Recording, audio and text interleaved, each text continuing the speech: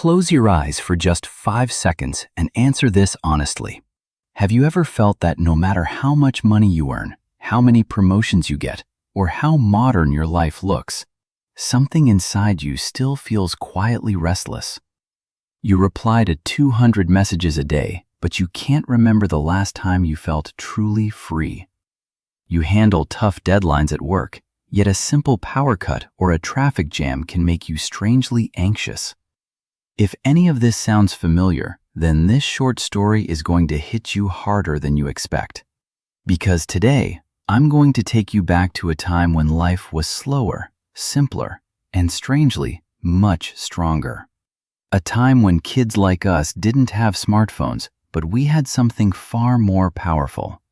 Let me show you what that was. It was the summer of 1987, in a quiet, middle-class colony in Hyderabad.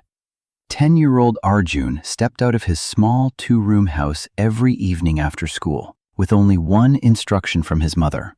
"Beta, go play, but be back home before the streetlights come on."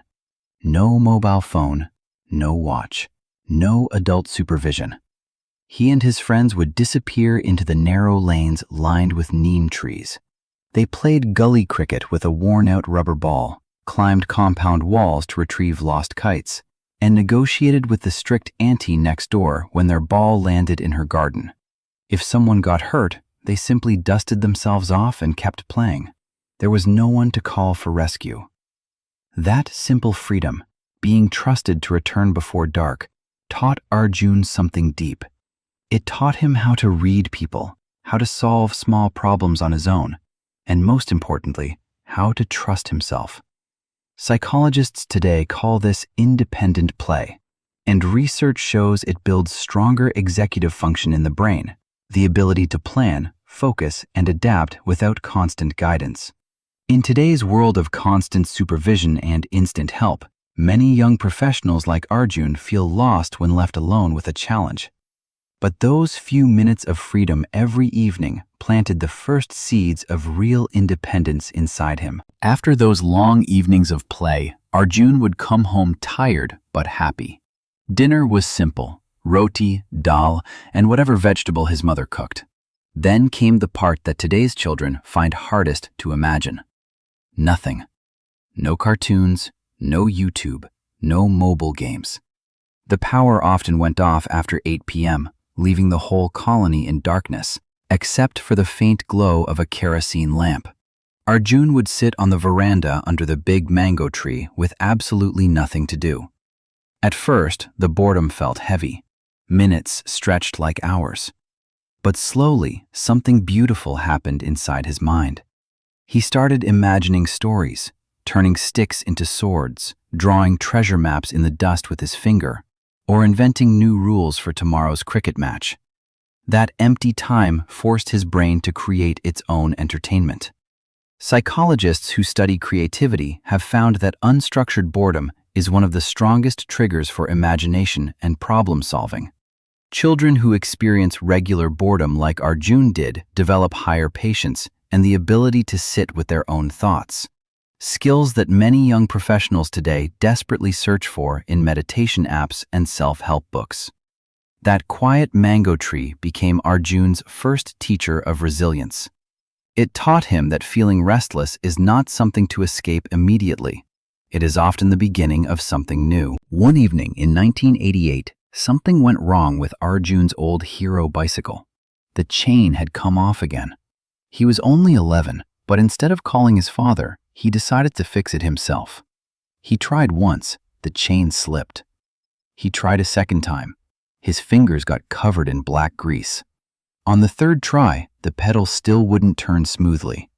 Frustration rose in his chest. He wanted to throw the tools and walk away. But his father, who was watching quietly from the doorway, simply said, "Keep trying, Beta. It won't fix itself." Arjun stayed there for almost an hour, sweat mixing with the oil on his hands. When the chain finally clicked into place and the wheel spun freely, a quiet pride filled him, the kind of pride no trophy or good marks could ever give. That small failure, repeated many times in his childhood, taught him something powerful. Research on resilience shows that children who are allowed to experience manageable failures early on develop much stronger mental toughness as adults.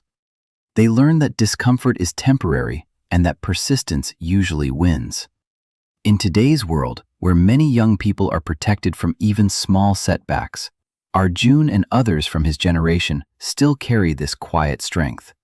When deadlines get tough or plans fall apart, they don't panic. They simply roll up their sleeves and try again. By the time Arjun turned 15 in the early 1990s, his world began to change. The first cable TV arrived in the colony, and a few neighbors even brought home bulky computers.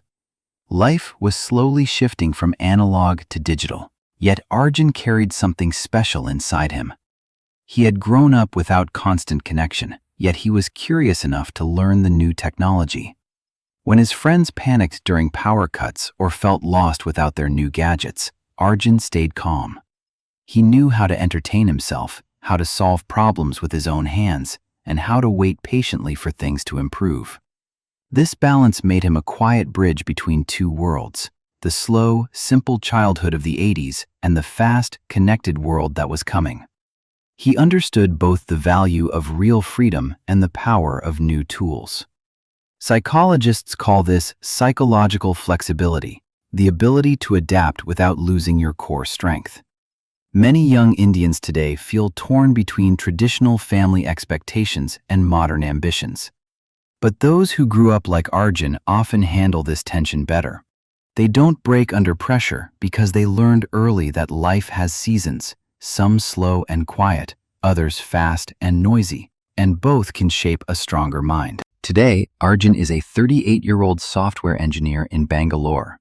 He still catches himself smiling when the power goes off or when he has to fix something with his own hands. Those simple evenings in Hyderabad didn't just pass. They quietly built the strongest parts of who he is.